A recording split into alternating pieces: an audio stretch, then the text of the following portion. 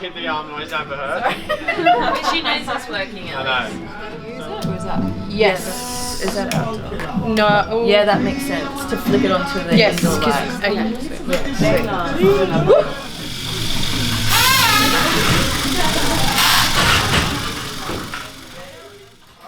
Man, 3 months ago, I was like, I didn't even know what was going on. Like, I was just like, you know, still really stagnant and like. Yeah, I just remember having this urge and being like, oh, that's a really good idea. I have to just like call you up and double check and just write it down. Wow. And then I just wrote it down one day and completely forgot about it.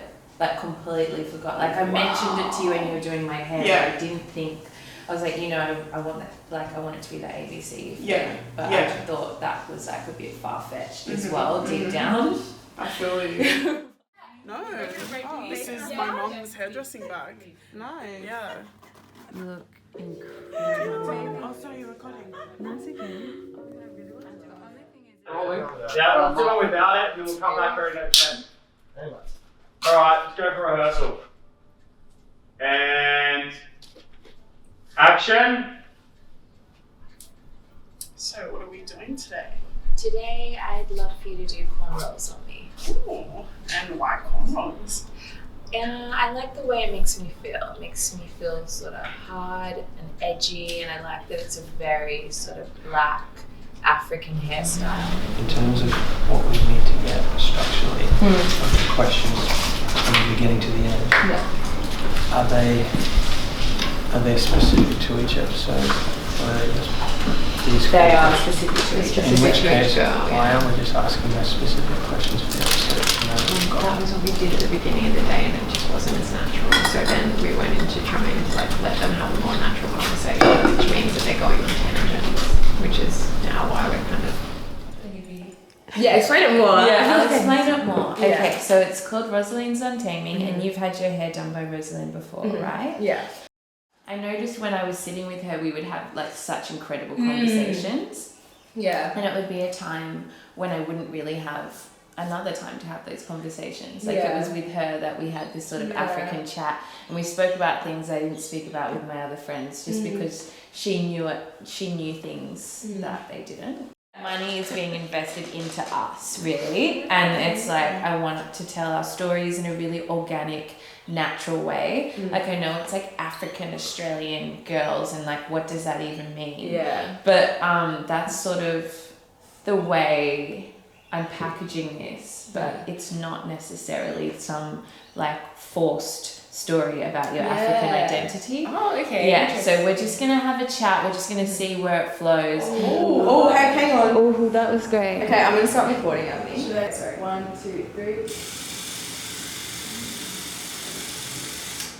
Oh my god, that's gonna look incredible. We're taking pictures for the set, where the set design is something that's been a contentious issue that we've been back and forth, really confused about. Time is now of the essence. We need to choose and decide. And Yaz and I have just sort of thought maybe it's everybody's world, and we take from everybody's house and put it into the set. Sorry.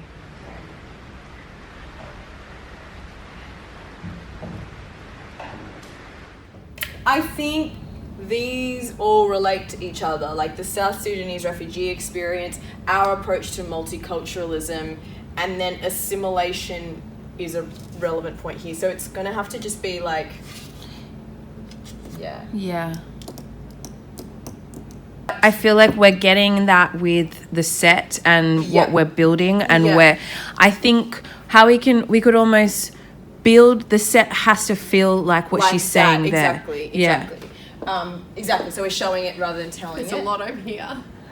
Yeah, look, Jules, you went to make an instant and We turned into a 30-minute episode. Yeah.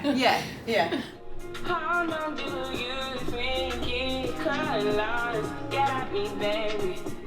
Come at me, baby. You try to. But you're the Christian, nobody be your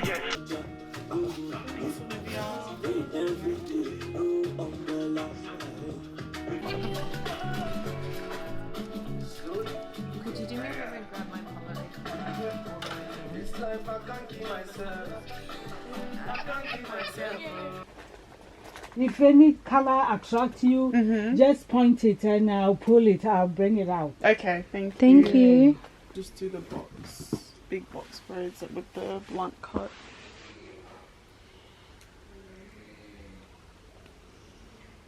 This is my goals. Yeah, right? To have like my own house with my creative space this big.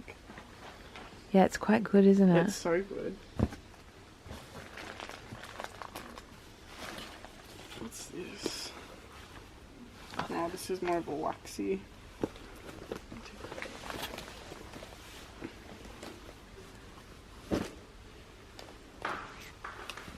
Oh, that's nice. That's That's so beautiful. Yeah, I love it. Okay, I actually like that for your costume a lot. A lot more than because the the other one. walls are kind of this colour as well. Oh yeah. Yeah. Okay. All right. Sweet. Yeah. Multifaceted representation Rather than these of one-dimensional. women Yeah. in the media. Yeah, I mean, it doesn't, I suppose media, but it doesn't have to be just media, like just in entertainment as well.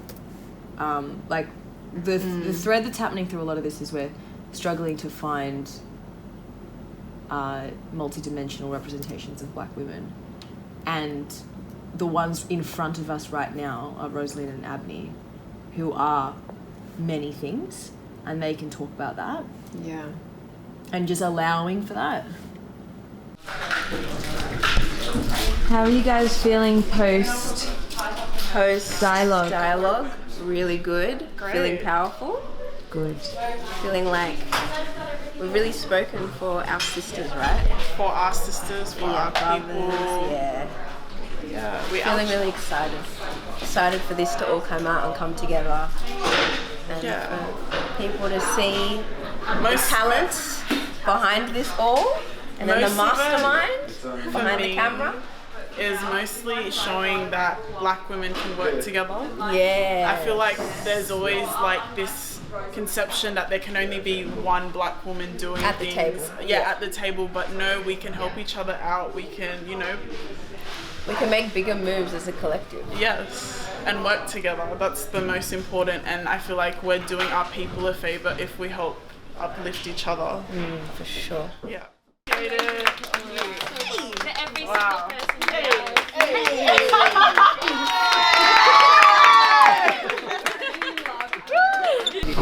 Okay, how are you feeling? I'm feeling very humbled, to be honest. Honestly. What do you mean humble? Just like really humbled to be a part of this.